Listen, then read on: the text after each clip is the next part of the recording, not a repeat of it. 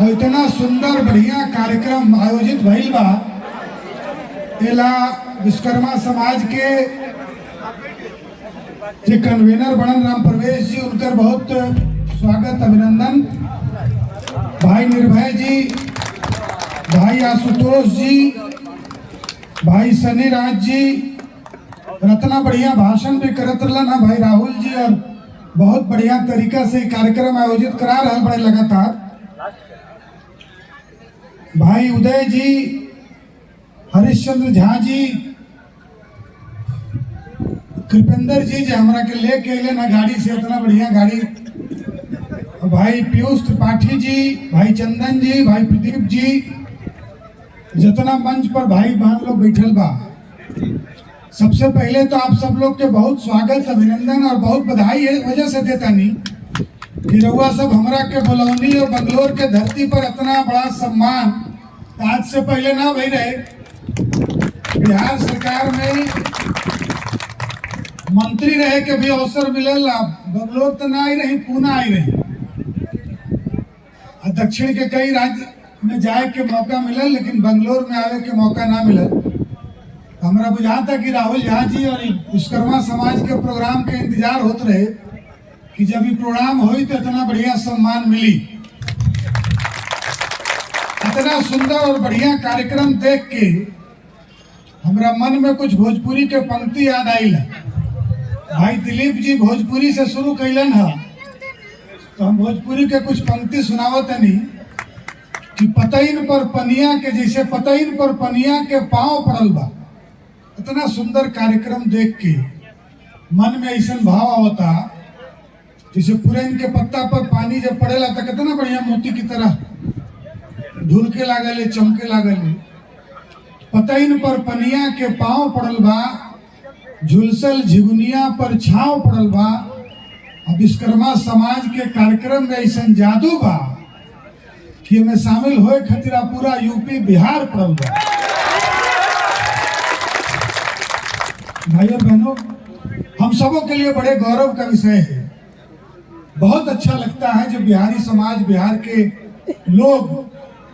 आज बेंगलोर को silicon valley देश का माना जाता है, आईटी का हब है बेंगलोर, और यहाँ जहाँ सबसे ज्यादा बिहार के छात्र, कर्नाटक में बिहार के ही छात्र और उत्तर प्रदेश के छात्र रहते हैं, और उसमें आप सब लोगों ने मिलकर, अभी विनय यादव जी से बात हो रही थी, कैसे इस पार्क को और इस मैदान को जयप्रकाश जी के नाम पर कराने का भी काम आप सब लोगों ने किया। और इतना बढ़िया कार्यक्रम ये आज से नहीं, 2014-15 से भाई राहुल जी और आप सबके सहयोग से ये कार्यक्रम चल रहा। जब मुझे सूचना मिली कि बेंगलोर जाना है, बिहारी समाज का, विश्वकर्मा समाज का कार्यक्रम है, तो मुझे, और संजोग देख लीजिए कि आज मेरा जन्मदिन भी, अब आप समझिए कि कितना संजोग बना है।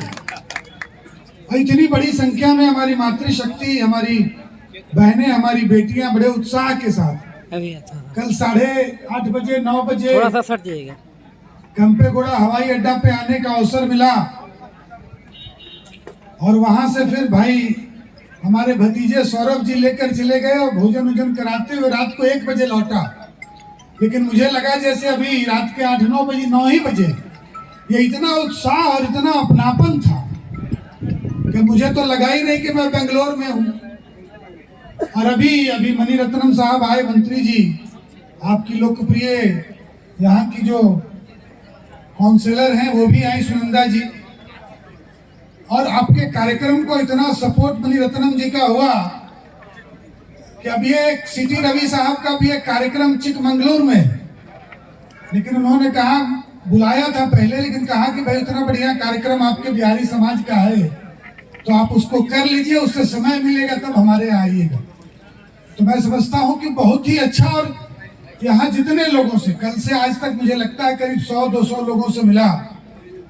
कोई 15 साल से, कोई 20 साल से, कोई 5 साल से, कोई 10 साल से, कोई 12 साल से, आप सब हैं। और अपने अपने क्षेत्र में जो बिहारी समाज, जिसके ये जाना जाता है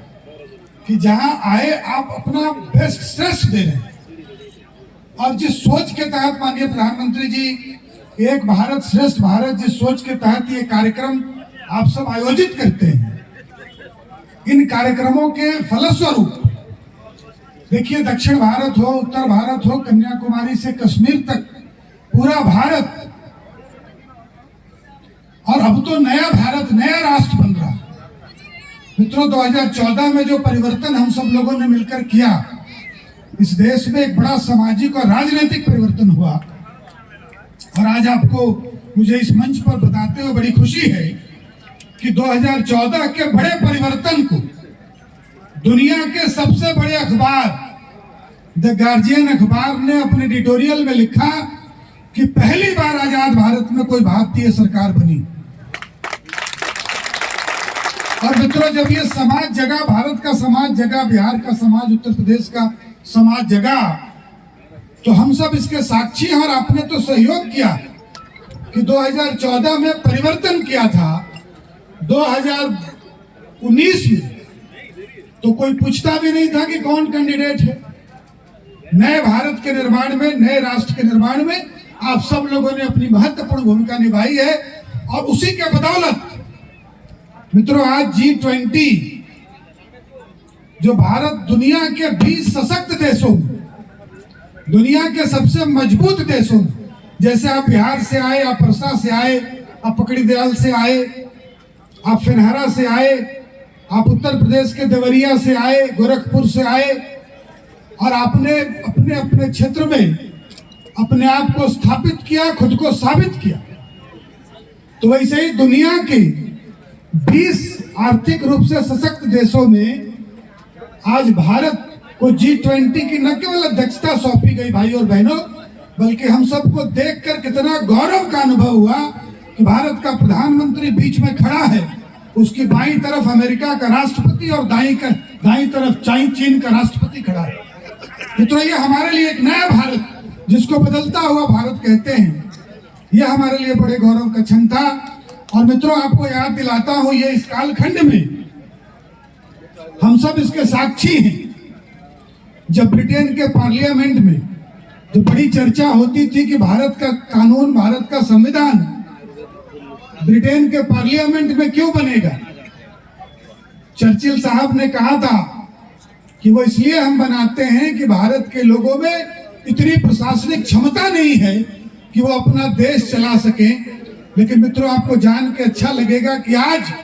भारतीय मूल का ऋषि सुनक ब्रिटेन का प्रधानमंत्री है और ब्रिटेन को चला रहा है।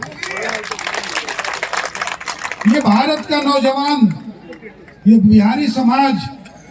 जहां का नौजवान गांव से निकलता है, साधारण घर का एक लड़का गांव से मन में बड़े सपने लेकर निकलता है, और ये कोई जाकर फेसबुक का,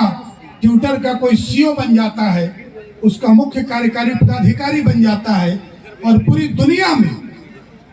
बिहारी समाज और भारत के समाज का झंडा गाड़ता है। भारत भाई और बहनों, तो एक जो विचार और जिस विचार से संगठन लेकर हम सब काम कर रहे हैं, आज पूरी दुनिया में भारत का डंका बज रहा है। आपको जानकर बहुत अच्छा लगेगा कि आज पूरी दुनिया भारत की तरफ बहुत उम्मीद की नजरों से देखती है, और वो इसलिए भी देखती है कि आज अमेरिका जैसे देश पर सबका विश्वास नहीं रहा, ब्रिटेन बूढ़ा हो गया है, चाइना की क्रेडिबिलिटी नहीं है, उसकी विश्वसनीयता नहीं है, रूस में वो